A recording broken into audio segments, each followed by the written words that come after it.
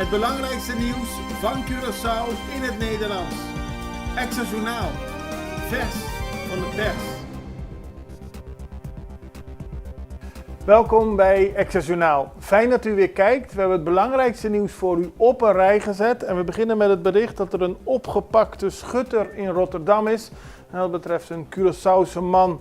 Zoals bekend is er de afgelopen dagen in de wijk IJsselmonde in Rotterdam veel te doen geweest over 3 moorden. Die lijken willekeurig te zijn gepleegd.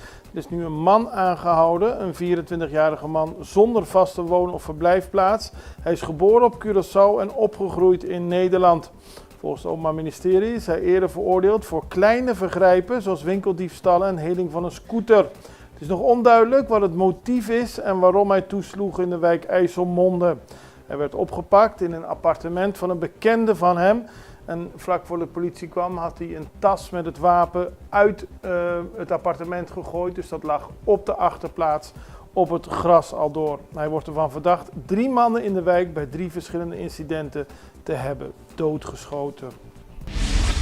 Fundraising gestart voor afscheid Gianni Davy. We blijven nog in Nederland. Een hele treurige situatie waarbij een 12-jarige jongen door zijn vader lijkt te zijn omgekomen. Zijn vader is uit Curaçao, ook de jongen is een jongen met Curaçaose roots, zoals dat heet. En hij is omgekomen bij een familiedrama. Er is een inzameling gestart voor deze 12-jarige jongen en er is inmiddels al €70.000 bij elkaar gebracht. Er was €45.000 nodig voor een begrafeniskosten. De rest van het geld zal worden gebruikt voor zijn voetbalclub. De jongen werd op zondag 29 december om het leven gebracht. Hij woonde in Amsterdam bij zijn moeder, maar logeerde die dag bij zijn vader in Groningen. De vader is direct na de moord aangehouden als verdachte. Hij heeft psychische problemen, zo laat de politie weten. Volgens het CMC waren er 42 incidenten rond de jaarwisseling. Dat heeft het Curaçao Medical Center bekendgemaakt. Ze hebben verslag uitgebracht over de noodgevallen die zich hebben voorgedaan tijdens de eindejaarsperiode van 24 december 2024 tot en met 1 januari 2025.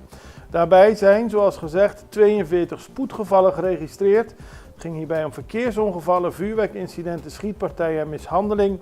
11 personen werden opgenomen in het ziekenhuis. Er waren geen fatale gevallen, gelukkig. In totaal zijn er dus verschillende mensen met brandwonden en dergelijke in het ziekenhuis vastgehouden. En het aantal van 11 mensen die daadwerkelijk vastbleven in het ziekenhuis, 11 voor vuurwerk, is hoog in vergelijking met de voorgaande jaren, zo laat het ziekenhuis weten. Blijf even bij vuurwerk. Een hondje loopt trauma op door vuurwerk. En dat heeft te maken met een hondje dat door het vuurwerk zo traumatisch was verblind door angst dat hij iemand heeft gebeten. Dat zegt Stanley Ignacio, dierenvriend en fotograaf van de Extra. De hond liep in de buurt van de kerk van Janwee en kon uiteindelijk niet gevangen worden. Dus de hond wordt nog steeds gezocht. Er zijn sowieso heel veel honden kwijtgeraakt door het vuurwerk. En dat is natuurlijk een situatie waar wel eens iets aan gedaan zou moeten worden. Volgens Stanley Ignacio, wanneer de hectische feestperiode begint, zijn er allemaal zaken die geregeld moeten worden met bijtincidenten. Maar omdat het vermoeden bestaat dat er steeds krachtiger vuurwerk wordt gebruikt, raken meer en meer honden in paniek. Als u deze hond die u nu ziet daadwerkelijk ergens gezien heeft, kunt u bellen met Stanley Ignacio op 560-3653. Democraat lanceert zaterdag campagne, zoals we allemaal weten. 21 maart van dit jaar zijn er parlementsverkiezingen op Curaçao. En dat betekent dat alle partijen hun kandidatenlijsten zullen bekendmaken, hun verkiezingsprogramma's zullen presenteren en officieel hun campagnes zullen lanceren. De partij Mio Curaçao heeft op 27 december al haar nieuwe sede geopend. En de Democratische Partij is de eerste die officieel haar verkiezingscampagne lanceert.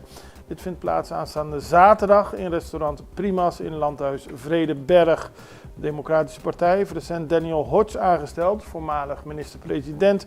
Hij is nu de nieuwe voorzitter, maar wordt waarschijnlijk ook de politiek leider en zal daarmee de kandidatenlijst aanvullen. Dan de Landsloterij, die is blij met de verkoop, want de eerste trekking van dit jaar, 2025, is zeer succesvol verlopen. Maar liefst 97% van alle beschikbare loten werd verkocht en alle 3 de hoofdprijzen vielen op Curaçao. En dat heeft de directeur van de Landsloterij, Angelo Guillermo, tegen de Extra gezegd.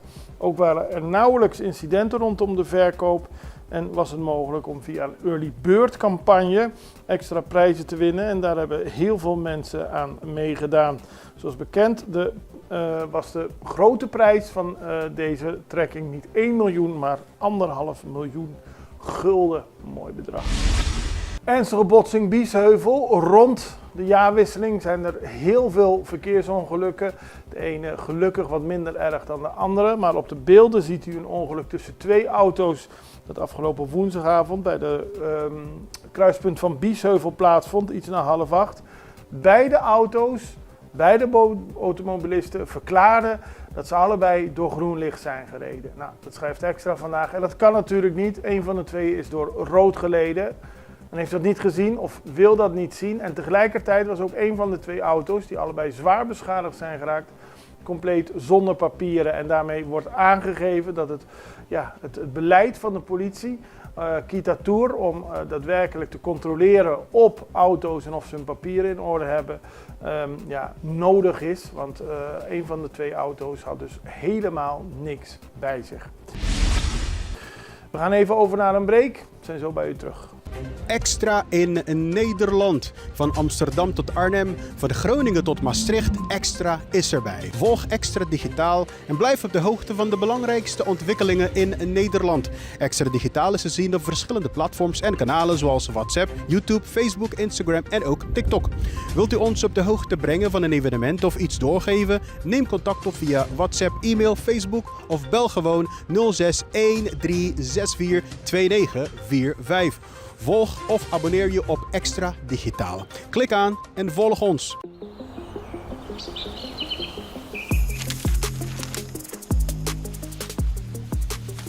Welkom op Curaçao, een van de mooiste eilanden in de Caribiën. Een ware parel. En het is een eiland waar je van heel veel zaken kunt genieten. Van de natuur, van de zee, van het eten, van de mensen en zoveel meer.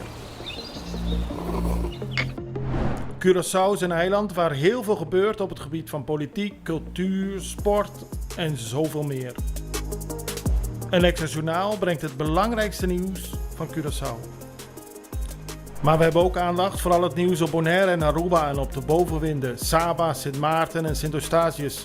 En we belichten al het nieuws van alle kanten. Het nieuws is duidelijk, actueel en vers van de pers. Extra Journaal, elke werkdag op Salto. Op Curaçao zijn we de hele dag bezig met het maken van Extra Journaal. Volg ons op je favoriete Amsterdamse zender, Tauro.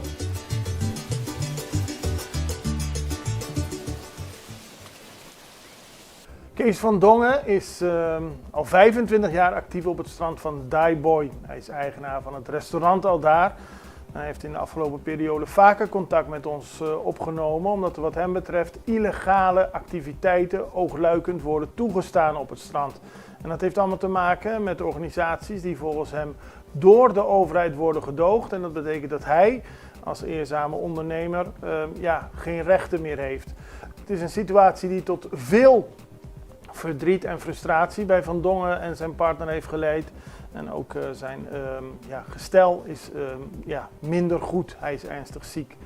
Hij heeft een interview nog gegeven omdat hij wil dat er rechtvaardigheid komt voor de situatie op onze stranden. Er worden zaken toegestaan die niet toegestaan zouden mogen worden. Hij is naar de rechter geweest, hij is naar de ministeries geweest. Hij heeft meerdere keren met minister-president Pisas hierover gehad. Maar volgens hem wordt er niet naar hem geluisterd. Kijk naar het deel van het interview dat ik met hem had. En laten we hopen dat er snel iets goeds uit dit helemaal komt. En hoe lang duurt het nou al? 3 jaar. 3 jaar. En hoe lang gaat het nog duren, denk je? Geen flauw idee. Ik heb mijn allerlaatste hoop om het via de nette manier bij de rechter in handen te leggen. Maar ik begin daar nu ook al mijn gevoelens over te krijgen. Ik bedoel, er is 3 jaar lang onwettig jegens ons gehandeld. Dat geeft de rechter toe in haar eindbeslissing. Alleen ze geeft de overheid nog 6 weken de kans om een handhaving te verrichten. Dus ze mogen nog 6 weken doorgaan met illegale activiteiten. En dan zeg ik bij mezelf, waar Maar zijn we beland? na die 6 weken, Moet je afwachten? ja. Dan kunt u nog afwachten. Ik zou moeten. Ja. Wat kun je nog meer doen? Ja, daar wil ik niet naartoe. En daar heb ik altijd, mijn hele leven lang, van weg willen blijven. U wil gewoon volgens de regels werken. Ja. Daar hebben we toch Ja. een wettig en strafrechtelijk boek voor. Maar daar voelt u zich wel, u gaat niks doen wat u niet mag, maar u voelt zich wel gefrustreerd dat er niet naar u geluisterd wordt. Ja. Het is niet zozeer wat er in het wetboek strafrecht of het burgerlijk wetboek staat. Het is ook hoe het gelezen wordt Ja. en of het überhaupt wel gelezen wordt. En nu zijn er binnenkort verkiezingen. Denkt u dat dat goed is voor u? Of dat er dan snel toch iets geregeld gaat worden? Ik weet het niet. Ik hoopte dat het er niks mee te maken zou moeten hebben. Nee. Maar ja, misschien heeft het er wel mee te maken. Misschien wel, maar ja, dat zijn assumptions. Ja. De situatie is dat er illegale toestanden worden toegestaan op Duikboy. U wil daar iets aan doen via de rechter en er wordt eigenlijk niet naar gehandeld, om het zo... Ja, en eigenlijk begeef ik mij nu op glad ijs. Door het interview te geven? Ja, Waarom? en door naar de rechtszaal te zijn gegaan. Vorig jaar hadden we weer een akkefietje op het strand. Mhm. Heeft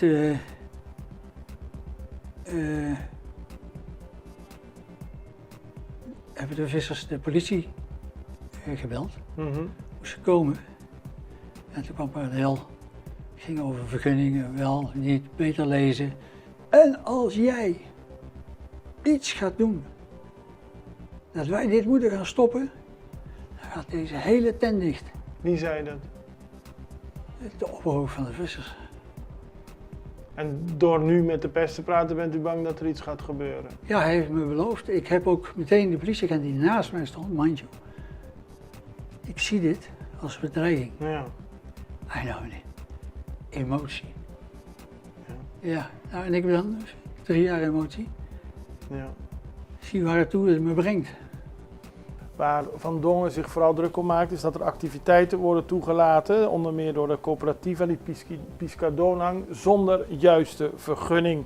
En zoals gezegd is er de afgelopen 3 jaar geprobeerd om via instanties gehoor te krijgen voor de problemen. Er is een advocaat ingeschakeld, maar er wordt te weinig gedaan, aldus Van Dongen. We houden de zaak voor u in de gaten. Dan gaan we naar internationaal nieuws, want de oppositieleider van Venezuela, Edmundo González Urrutia, die is naar Argentinië gereisd. En tegelijkertijd heeft Venezuela nu $100.000 op zijn hoofd gezet. Ze bieden $100.000 voor de arrestatie van de oppositieleider. De oppositieleider claimt de verkiezingen van 28 juli vorig jaar te hebben gewonnen van Nicolás Maduro. Hij is nu in ballingschap in Madrid, maar reist dus naar Argentinië. En juist nu zijn de spanningen tussen Argentinië en Venezuela heel hoog opgelopen. Volgens de Venezolaanse autoriteiten zou hij opgepakt moeten worden en staat er dus $100.000 op zijn hoofd. De biljet met daarop daadwerkelijk het hoofd en het bedrag van $100.000 is op verschillende plekken in Venezuela verspreid. Op donderdag kondigden de Venezolaanse autoriteiten aan dat ze daadwerkelijk hopen om González te kunnen arresteren. Het is een nieuw hoofdstuk in een strijd tussen Argentinië en Venezuela. En hoewel Spanje González politiek asiel heeft gegeven in 20 december, dus vorige maand, wordt hij in Venezuela beschuldigd van misdrijven als samenzwering en criminele associatie.